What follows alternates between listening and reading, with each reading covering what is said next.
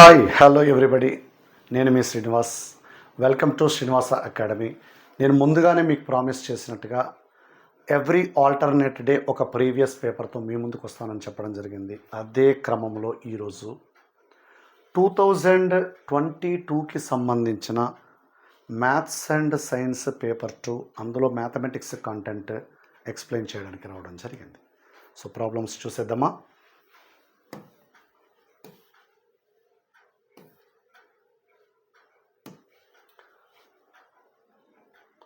చూడండి, పేపర్ అయితే డెడ్ ఈజీగా ఉంది. ఒక్కసారి ఎలా ఇచ్చినాడో చూసుకుందాం మనం. 2, 8, 32, so on are in geometric progression. If 512 is nth term, then the value of n. 2, 8, 32, so onలు గుణశ్రేణిలో ఉన్నాయి. దాని ఎన్నవ పదము 512 అయితే n విలువ ఎంత? సింపుల్ క్వశ్చన్ అండి. జామెట్రిక్ ప్రోగ్రెషన్లో nth term formula a into r⁻n-1 కదా. అందుకని ఇందులో నుంచి a గుర్తుపట్టాలి, అందులో నుంచి rని కలెక్ట్ చేసుకోవాలి. a వాల్యూ 2 ఇచ్చారు, r వాల్యూ 8/2 అంటే 4 వస్తుంది. nth టర్మ్ ఆల్రెడీ 512 ఇచ్చారు కదా, 512 రాసేసి n = ఎంత అన్నారు. చూడండి, a into r⁻n-1 = 512. Values substitute చేస్తే 2 ఇంటూ 4⁻n-1, 512. 2తో క్యాన్సిల్ చేస్తే 256, ఇది 4/4. ఇరువైపుల బేసెస్ ఈక్వల్ కాబట్టి పవర్స్ ఈక్వేట్ చేసుకుంటే n-1 = 4, n = 5. Very simple question. అది మనకు ఫస్ట్ ఆప్షన్లో కనిపిస్తుంది. Question number 2. The ratio of volumes of cylinder to cone. స్తూపం మరియు శంకువుల ఘనపరిమాణాల నిష్పత్తి. స్టాండర్డ్ బిట్ ఇది. జస్ట్ స్తూపం యొక్క ఘనపరిమాణం πr²h, కోన్ శంకువు యొక్క ఘనపరిమాణం 1/3 πr²h. ఇక్కడ ఆర్డర్ ఇంపార్టెంట్. ఫస్ట్ ఏది అడిగారు అనేదే ఇంపార్టెంట్. ఫస్ట్ స్తూపం అడిగాడు కాబట్టి వాల్యూమ్ ఆఫ్ సిలిండర్, సి అంటే cylinder, volume of cone. πr²h = 1/3 πr²h. Cancel చేస్తే 1:1/3, అది ఇక్కడికి తెస్తే 3:1. ఇది స్టాండర్డ్ బిట్ అండి, గుర్తుపెట్టేసుకోండి కూడా. Okay, next problem. In a town of 100 people, 44 reads the newspaper and 68 watches the news channel. 8 people neither reads newspaper nor watches the news channel. Then the number of people reads newspaper only. 100 మంది ప్రజలు ఉన్న ఒక పట్టణంలో 44 మంది వార్తాపత్రిక చదువుతారు, 68 మంది వార్తా ఛానల్ను చూస్తారు, 8 మంది వార్తాపత్రికను చదవరు, వార్తా ఛానల్ని చూడరు. అయితే కేవలం వార్తాపత్రికను మాత్రమే చదివే వారి సంఖ్య ఎంత అన్నారు. సో ఇలాంటి ప్రాబ్లమ్స్ చేయాలి అంటే మనకు Venn diagrams better. While going to Venn diagram, rectangle always universal set. అది విశ్వసమితి అవుతుందండి. ఇక్కడ విశ్వసమితి ఏంటంటే పట్టణంలో 100 మెంబర్స్ ఉన్నారు. ఫస్ట్ సర్కిల్ ఏమో పేపర్, సెకండ్ సర్కిల్ ఏమో ఛానల్. పేపర్ని 44 మంది చదువుతారు, ఛానల్ని 68 మంది చూస్తారు. 8 మంది పేపర్కి చెందరు, ఛానల్కి చెందరు. అందుకని బయట వేయాలి, ఇన్సైడ్ ఆఫ్ రెక్టాంగిల్ ఉండాలి. సో ఇక్కడ రెండింటిని చదివే వాళ్ళు ఇవ్వలేదు కాబట్టి అది x అని తీసుకుంటే, మొత్తం 44 కాబట్టి ఇది 44 - x, మొత్తం 68 కాబట్టి ఇది 68 - x. 44 - x plus x plus 68 - x plus 8 = 100. 120 - 100 = x. x = 20. Okay, x = 20. చూడండి, ఆ x విలువ ఇక్కడ 44లో నుంచి xను తీసేస్తే వచ్చేదే మనకు ఓన్లీ న్యూస్ పేపర్ను చదివేవాళ్ళు. అది ఇక్కడ ప్రతిక్షేపిస్తే కేవలం న్యూస్ పేపర్ను చదివే వాళ్ళు 24 మెంబర్స్ వచ్చారు. ఆ 24 అనేది మనకు ఫస్ట్ ఆప్షన్లోనే కనిపిస్తుంది. Next question. 2, 5, 10, 17, 26, so on. Then the next number in the series. ఒక సిరీస్ ఇచ్చారు, అందులో ప్యాటర్న్ ఫార్ములా ఏంటో అబ్జర్వ్ చేసి నెక్స్ట్ నెంబర్ ఏంటి అని అడుగుతున్నారు. 2, 5, 10, 17, 26 శ్రేణిలో తదుపరి సంఖ్య ఎంత? ఒక్కసారి ఆ నెంబర్స్ను గమనిస్తే ఫస్ట్ నెంబర్ని ఆల్వేస్ 1కి లింకప్ చేయాలి, సెకండ్ నెంబర్ని 2కి లింకప్ చేయాలి, థర్డ్ నెంబర్ని 3కి లింకప్ చేయాలి. అందుకని ఆయా నెంబర్లు ఉపయోగించి ఏం రాయగలిగామో అబ్జర్వ్ చేస్తే 2ని 1 స్క్వేర్ ప్లస్ 1, 5ని 2 square plus 1, 10ని 3 square plus 1, 7ని 4 square plus 1, 26ని 5 square plus 1 రాయొచ్చు. కాబట్టి నెక్స్ట్ నెంబర్ 6 స్క్వేర్ ప్లస్ 1 అవుతుంది. 6 స్క్వేర్ ప్లస్ 1 అంటే 37 అవుతుంది. Arun, Bob and Tim started a business with initial amount in the ratio 2:1:3 respectively. Profits gained by Bob in the business is rupees 1200. Then the total profit is. Arun, Bob మరియు టిమ్లు వరుసగా 2:1:3 నిష్పత్తిలో పెట్టుబడితో ఒక వ్యాపారం ప్రారంభించారు. ఆ వ్యాపారంలో బాబ్కి వచ్చిన లాభము 1200 రూపాయలు అయితే వారికి వచ్చిన మొత్తం లాభం. బాబ్ అనేవాడు మొత్తం 6 భాగాలలో, సింపుల్గా చూడండి, మొత్తం 6 భాగాలలో ఒక్క భాగం ఇన్వెస్ట్ చేశాడు. వాడి ఒక్క భాగానికే 1200 రూపాయలు లాభం వస్తే మరి మొత్తం 6 భాగాలకు ఎంత అంటే 7200. లేదంటే బాబు యొక్క లాభాన్ని కనుక్కోవడానికి బాబు యొక్క వాటా బై మొత్తం వాటా ఇంటూ మొత్తం లాభాన్ని ఎక్స్ అన్నాం ఇక్కడ. అక్కడి నుంచి ఎక్స్ని క్యాలిక్యులేట్ చేస్తే 7200 రూపీస్ వచ్చింది. చూడండి, సింపుల్ క్వశ్చన్ ఇది కూడా. If capital A and capital B are two distinct sets, then N of A union B is equals to. Capital A మరియు capital B లు రెండు వియుక్త సమితులు అయితే N of A union B is equals to ఎంత? వియుక్త సమితులు అనగానే A intersection B is equal to 5 అని గుర్తుకు రావాలి. అంటే N of A intersection B, దీనిలో మూలకాల సంఖ్య 0 అని తెలియాలి. అప్పుడు N of A union B is equals to N of A plus N of B minus N of A intersection B. So N of A union B is equals to N of A plus N of B. Okay? Right. LCM and HCF of two numbers 105 and 7 respectively. If one number is 21, then the other number is. రెండు సంఖ్యల కాసాగు మరియు గాసాకాలు వరుసగా గాసాబా కూడా అనొచ్చు దీన్ని. 105 and 7, వానిలో ఒక సంఖ్య 21 అయితే రెండో సంఖ్య ఎంత? మనకు బాగా తెలుసు. ఎల్సిఎం హెచ్సిఎఫ్ ఇచ్చినప్పుడు రెండు సంఖ్యల లబ్ధము ఆ ఎల్సిఎం హెచ్సిఎఫ్ లబ్ధానికి సమానం. అందులో ఒక సంఖ్య 21, ఇంకో సంఖ్య బి అన్నాము. అది 105 into 7 అయితే క్యాన్సిల్ చేస్తే బి ఈజ్ ఈక్వల్స్ టు 35 వచ్చింది. అది ఫస్ట్ ఆప్షన్లో కనిపిస్తుంది. Next problem.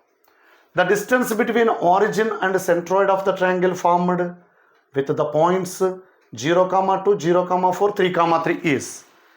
బిందువులు 0,2, 0,4 మరియు 3,3లతో ఏర్పడే త్రిభుజ గురుత్వ కేంద్రము మరియు మూల బిందువుల మధ్య దూరం. ఓకే, చూడండి, x1 y1, x2 y2, x3 y3లు శీర్షాలైతే దాని గురుత్వ కేంద్రం కనుక్కోవడానికి formula x1 + x2 + x3/3, y1 + y2 + y3/3 అలా యూజ్ చేస్తే 1,3 వచ్చింది. మూల బిందువు అంటే 0,0, మూల బిందువుకి గురుత్వ కేంద్రానికి మధ్య దూరము రెండు బిందువుల మధ్య దూరం సూత్రం వేస్తే √x2 - x1² + y2 - y1², అది √10 వస్తుంది. థర్డ్ ఆప్షన్లో కనిపిస్తుంది. Okay, an iron ball with radius 6 cm is melted to form a cylinder of radius 8 cm. Then the height of the cylinder in centimeters is. 6 సెంటీమీటర్ల వ్యాసార్థం గల ఒక ఇనుప బంతిని కరిగించి 8 సెంటీమీటర్ల వ్యాసార్థం గల స్తూపాన్ని ఏర్పరిస్తే ఆ స్తూపం ఎత్తెంత? జాగ్రత్తగా గమనించండి. ఐరన్ బాల్కి ఎంతైతే మెటల్ యూజ్ చేశారో స్తూపానికి కూడా అంతే మెటల్ యూజ్ చేస్తారు. కాబట్టి వాటి ఘన పరిమాణాలు సమానం. గోళం యొక్క ఘన పరిమాణము, బాల్ అంటే బంతి కదండి, బంతి అంటే గోళమే కదండి, గోళం యొక్క ఘన పరిమాణం = స్తూపం యొక్క ఘన పరిమాణం. గోళం ఘన పరిమాణం 4/3 πr³, స్తూపం ఘన పరిమాణం ఏమో πr²h. ఇక్కడ సబ్స్టిట్యూట్ చేస్తే h విలువ 4.5 వచ్చింది. చూడండి, సింపుల్ క్వశ్చన్. ఈ మోడల్లో ప్రతి చెట్టులో ఒక బిట్ వస్తుంది, చాలా జాగ్రత్తగా గమనించండి. గోళాన్ని కరిగించి కోన్ చేశారని, స్తూపాన్ని కరిగించి కోన్లాగా తయారు చేశారు, ఘనమును కరిగించి గోళంలాగా తయారు చేశారు, రకరకాలుగా అడుగుతూ ఉన్నాడు. ఒకసారి జాగ్రత్తగా చూసుకోండి. ప్రాబబిలిటీ ఆఫ్ ఈ is equals to 0.05, probability of E complement is equals to ఎంత? నాట్ ఈ అంటే అర్థము ఈ బార్ లేదా ఈ కాంప్లిమెంట్ అని. పి ఆఫ్ ఈ ఈజ్ ఈక్వల్స్ టు 0.05 అయితే ఈ కాదు అనే ఘటన సంభావ్యత. ఈ కాదు అనే ఘటన ఈ కాంప్లిమెంట్. మనకు పి ఆఫ్ ఈ plus P of E complement is equals to 1 అని తెలుసు. ఇది ఆల్రెడీ 0.05 ఇచ్చారు. పి ఆఫ్ ఈ కాంప్లిమెంట్ ఎంత అంటే అక్కడి నుంచి 1 మైనస్ 0.05 చేస్తే 0.95 వస్తుంది. అది 4th ఆప్షన్లో కనిపిస్తుంది. Next question. 2 tan 30 degrees by 1 plus tan square 45 degrees. 2 tan 30 degrees by 1 plus tan square 45 degrees. 2 into 1 by root 3, 1 plus 1. కింద 2, ఈ పైన 2 క్యాన్సిల్ అయిపోయింది. 1 by root 3 వచ్చింది. కానీ ఆప్షన్స్లో 1 by root 3 ఎక్కడ వస్తుంది అంటే cos 60 1 by 2 అవుతుంది, tan 30 1 by root 3 అవుతుంది, sin 30 1 by 2 అవుతుంది, sin 60 root 3 by 2 అవుతుంది, tan 30 అవుతుంది. అందుకే tan 30 అని రాసాం. మళ్ళీ next question. Cosecant theta plus cot theta by cosecant theta minus cot theta is equals to ఎంత అన్నారు. Cosecant theta plus cot theta, cosecant theta minus cot theta రెండు కూడా పరస్పర వ్యుత్క్రమాలు కాబట్టి హారం యొక్క వ్యుత్క్రమంతో గుణించి భాగించినాం. గుణించి భాగిస్తే ఇలా వచ్చింది. డినామినేటర్లో A square minus B square ఫామ్లో వచ్చింది. సర్వ సమీకరణాలు 3 ఉన్నాయి కాబట్టి cosecant square theta minus cot square theta value 1 కాబట్టి answer cosecant theta plus cot theta whole square. ఇది డైరెక్ట్గా text book question, simple question అండి. ఈ 3 సర్వ సమీకరణాలు sine square theta plus cos square theta is equals to 1, secant square theta minus tan square theta is equals to 1, cosec square theta minus cot square theta is equals to 1 గుర్తుంటే సరిపోతుంది. Next 3, 7, 11 are in arithmetic progression. 1, 3, 9 so on are in geometric progression. Then the first common number in both series 3, 7, 11లో అంక శ్రేణిలో ఉన్నాయి. 1, 3, 9 so onలో గుణ శ్రేణిలో ఉంటే ఆ రెండు శ్రేణులలో మొట్టమొదటి ఉమ్మడి సంఖ్య ఏది అంటున్నాడు. మనం ఆ శ్రేణిని కొంత దూరం రాసాం. ఇది 4 డిఫరెన్స్తో కదులుతుంది. 3, 7, 11, 15, 19, 23, 27, 31 ఇంకా రాయగలుగుతాం. ఇక్కడ ఆపేసాం. ఇదేమో కామన్ రేషియో 3తో మూవ్ అవుతుంది. అంటే ప్రతి పదాన్ని 3 చేత గుణిస్తే తర్వాత పదం వస్తుంది. 1, 3, 9, 27, 81, 243, so on. ఇందులో మొట్టమొదటి ఉమ్మడి పదం ఏమవుతుంది అంటే 27 అవుతుంది. లేదంటే అందులో ఎన్నవ పదం ఇందులో ఎన్నవ పదం ఈక్వల్ చేసుకున్నా మనకు ఆన్సర్ వస్తుంది. Next, Sita buys a scooter for ₹10,000 and spends ₹8,000 on its repair.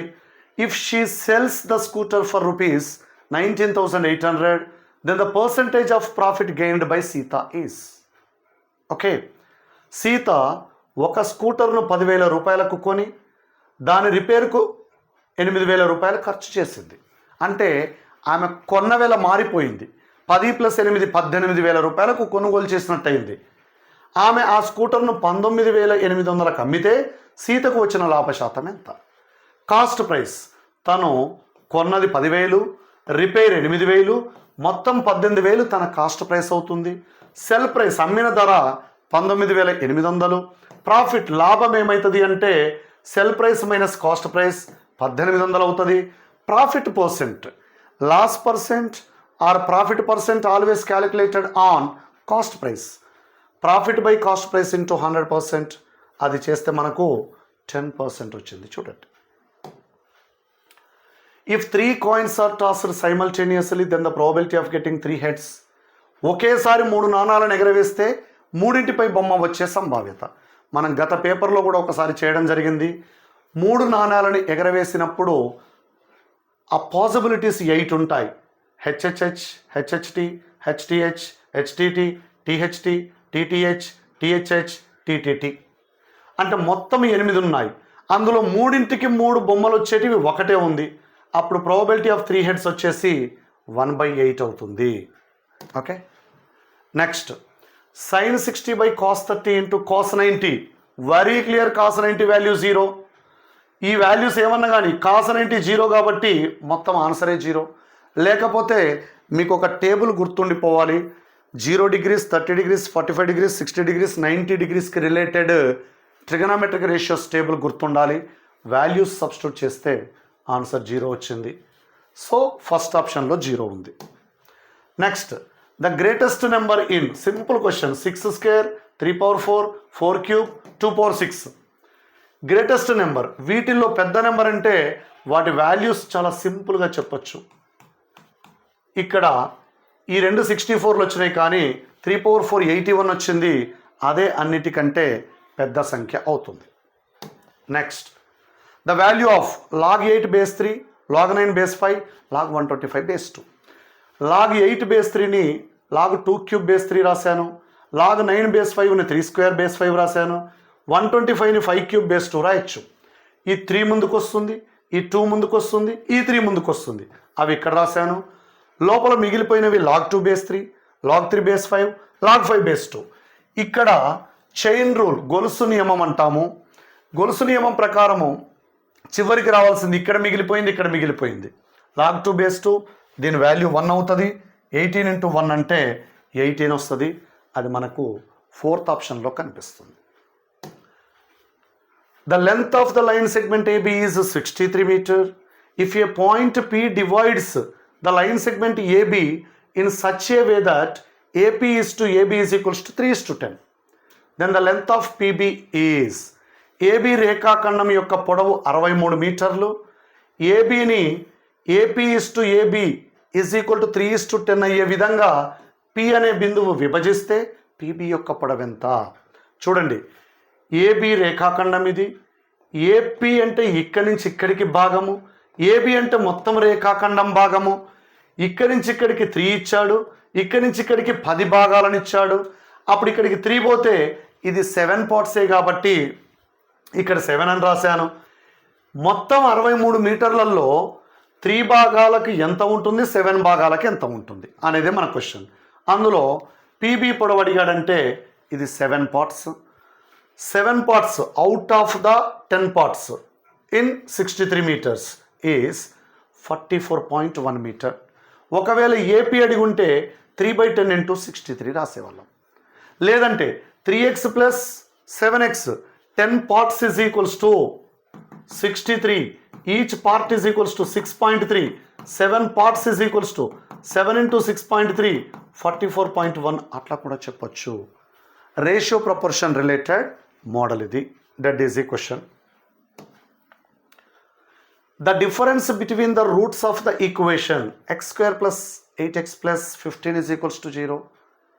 x square plus 8x plus 15 is equals to 0 సమీకరణం యొక్క మూలాల భేదము. ఇది వర్గ సమీకరణం, ఇది కారణాంక విభజన. మళ్ళీ కారణాంకాలు వచ్చినాయి. కారణాంకాలు వచ్చిన తర్వాత మూలాలు వచ్చినాయి. ఒకదానిని ఆల్ఫా, ఒకదానిని బీటా అన్నాను. వాటి భేదం అంటే మాడ్యులస్ ఆల్ఫా మైనస్ బీటా, -3 -5 2 వస్తుంది. లేదంటే వర్గ సమీకరణం యొక్క మూలాల భేదము కనుక్కోవడానికి ఈ ఫార్ములాను వాడినా సరిపోతుంది. మీ ఇష్టం, ఎలా చేసినా మనకు ఆన్సర్ వస్తుంది. ఆన్సర్ సెకండ్ ఆప్షన్లో ఉంది, చూడండి. If A subset B then A union B is equals to ఎంత? ఏ సబ్సెట్ బి అయితే, ఏ అనేది బికి ఉపసమితి అయితే A union B is equals to, ఉపసమితి అయ్యేటట్టుగా ఒక ఎగ్జాంపుల్ తీసుకున్నాం. ఉపసమితి అవ్వడం అంటే ఏలో ఉన్న మూలకాలన్నీ బిలో ఉండాలి. ఏలో ఉన్న మూలకాలన్నీ బిలో రాసి ఒక ఉపసమితిని తీసుకున్నా. అప్పుడు ఏ యూనియన్ బి కనుక్కుంటే ఇవన్నీ ఆల్రెడీ ఇందులో ఉన్నాయి కాబట్టి మళ్ళీ వచ్చేది బీనే అవుతుంది. ఇది ఇంపార్టెంట్ ప్రాపర్టీ. ఓకే, గుర్తుండిపోవాలి. ఎందుకు వచ్చింది అంటే ఎవిడెన్స్ చూపించాను నేను. Okay, next question. Capital A can do work in 12 days and capital B can do the same work in 8 days with the help of capital C. They can do the work in 4 days only then the number of days C alone can do the work. Capital ఏ ఒక పనిని 12 రోజులలో చేయగలుగుతాడు. Capital B అదే పనిని 8 రోజులలో చేయగలుగుతాడు. Capital C సహాయంతో వీళ్ళిద్దరు కలిసి ఆ పనిని 4 రోజుల్లోనే చేయగలుగుతారు. అప్పుడు సి ఒక్కడే ఆ పనిని ఎన్ని రోజులలో పూర్తి చేయగలుగుతాడు? క్యాపిటల్ ఏ ఒక రోజులో చేసే పని, క్యాపిటల్ బి ఒక రోజులో చేసే పని, క్యాపిటల్ సి ఒక రోజులో చేసే పని, ముగ్గురు కలిసి ఒక రోజులో చేసే పని 12 రోజుల్లో కంప్లీట్ చేయగలుగుతాడు క్యాపిటల్ ఏ అంటే అతడి ఒక రోజు పని 1/12 అవుతుంది. ఇక్కడ నుంచి సి కనుక్కోవాలంటే ఈ రెండు ఇటు పంపించాలి. 1/4 మైనస్ 1/12 మైనస్ 1/8 చేస్తే 1/24 వచ్చింది. ఇది ఏమవుతుంది? సి ఒక్క రోజులో చేసే పని. ఒక్క రోజులో 1/24 వర్క్ చేస్తే ఆ పూర్తి వర్క్ని ఎన్ని రోజుల్లో ఫినిష్ చేస్తాడండి? 24 డేస్లో ఫినిష్ చేస్తాడు. 24 అనేది 4th ఆప్షన్లో కనిపిస్తుంది మనకు. Next question, sec theta minus tan theta is equals to 1/8 అయితే sec theta plus tan theta is equals to ఎంత? ఇంతకంటే ఈజీ క్వశ్చన్ ఏమైనా ఉందా అండి? మనకు తెలిసి sec theta plus tan theta into sec theta minus tan theta is equals to 1 కదా. అంటే ఈ రెండు ఒకదానికొకటి వ్యుత్క్రమాలు, రెసిప్రోకల్స్ అవుతాయి. డైరెక్ట్గా దీని రెసిప్రోకల్ వాల్యూ 8 అవుతుంది కాబట్టి 8 మన ఆన్సర్ అవుతుంది. సెకండ్ ఆప్షన్ మన ఆన్సర్ అవుతుంది. The angle between tangent and the radius of the circle. వృత్తం యొక్క స్పర్శరేఖ మరియు వ్యాసార్థాల మధ్య కోణం. స్పర్శరేఖ అంటే ఒక బిందువు దగ్గర వృత్తాన్ని స్పృశించే రేఖ. వ్యాసార్థం అంటే ఆ బిందువు నుండి కేంద్రాన్ని కలుపుతూ గీయబడిన రేఖ. అది ఎల్లప్పుడూ స్పర్శరేఖకు లంబంగా ఉంటుంది కాబట్టి వాటి మధ్య కోణం 90 degrees అవుతుంది. స్టాండర్డ్ ప్రాపర్టీ ఇది కూడా. స్పర్శ బిందువు దగ్గర గీయబడిన వ్యాసార్థానికి స్పర్శరేఖ ఎల్లప్పుడూ లంబంగా ఉంటుంది. Tangent is always perpendicular to the radius drawn through the point of contact. Okay, చూడండి డెడ్ ఈజీ పేపర్ ఇది. సో ఇలాగే మీకు టెట్ ఎగ్జామ్ అయ్యేంత వరకు డైలీ ఒక పేపర్ ఎక్స్ప్లెయిన్ చేసే ప్రయత్నం చేస్తాను నేను. సో ప్లీజ్ లైక్ చేయండి, షేర్ చేయండి, సబ్స్క్రైబ్ చేయండి. I wish you all the very best for your upcoming TET examination. Thank you. Thank you one and all.